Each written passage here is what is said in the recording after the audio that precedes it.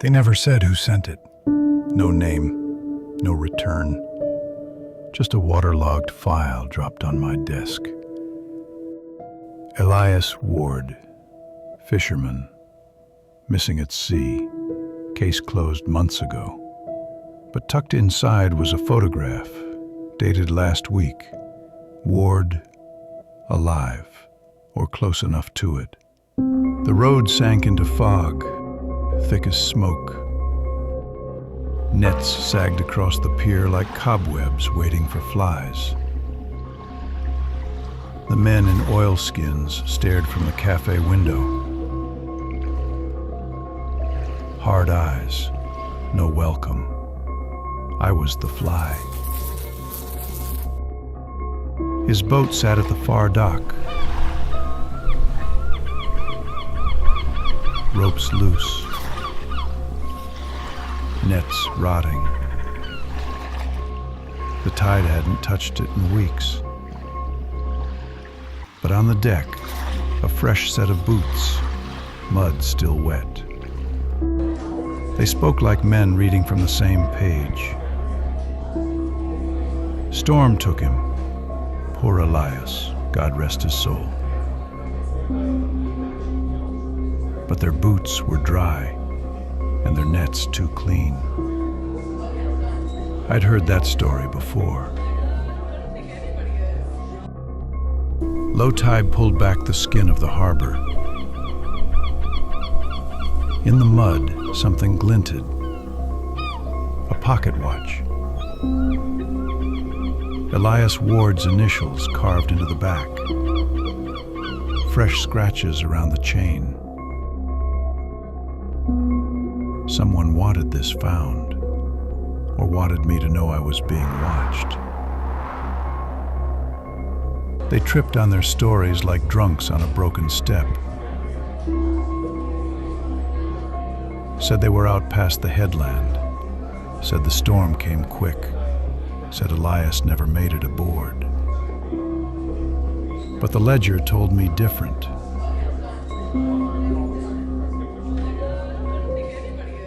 They were waiting for me at the pier. No more smiles, no more stories, just eyes cold as the tide. One of them leaned close and said, "Leave him buried, detective, or we'll bury you too." They let me walk, but their eyes followed. Every window in that town had curtains that twitched. I lit another cigarette and thought about the lies I'd heard. Truth is a net, and theirs had too many holes. The Ward place sat on the edge of town, windows boarded, shingles rotted. Inside, dust thick as smoke and silence heavier than the sea. That's where I found the journal. Elias's hand shaking on the page. A record of debts, threats, and nights he never came home dry. I thought I was alone in that house. Then I heard the floor groan behind me. It wasn't another fisherman. It was my father. He looked older, smaller somehow. Like the guilt had been eating him for years. I didn't say his name, just stared at him through the smoke. He broke first, said I shouldn't have come, said this place was dangerous. I told him danger was my job.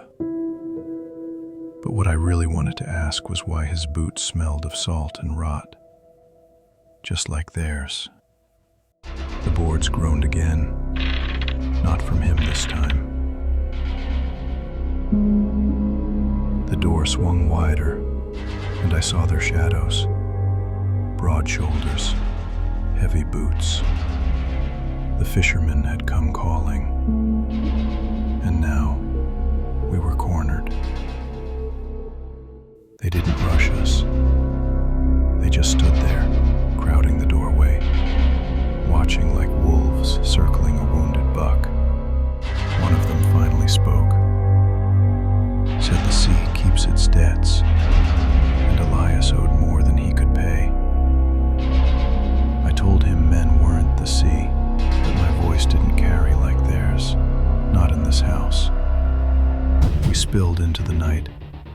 boots hammering the boards. Fog wrapped around us, hiding faces, twisting shadows. Then the first blow landed, and the quiet harbor roared alive.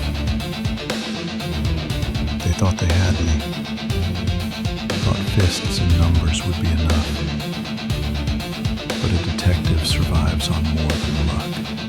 I let the first one swing wide, dragged him into the second, and watched them both go down hard. They weren't finished. Not yet. One dragged a blade from his boot. Another raised a boat hook high.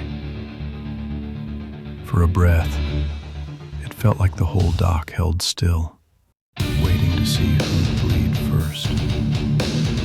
The knife flashed. The hook swung wide. I ducked low, felt the air split where my head had been. The dock erupted in chaos, bodies colliding, boots slipping on wet boards. The lantern toppled, glass shattering on the boards. Oil spilled, flames crawling hungrily across the wood. In seconds, the whole dock was burning.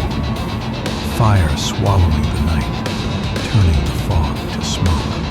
The fire spread faster than fear. Men scrambled, shouting, some leaping into the sea. Others fought like cornered animals, their rage burning hotter than the flames. We ran, fire chasing every step.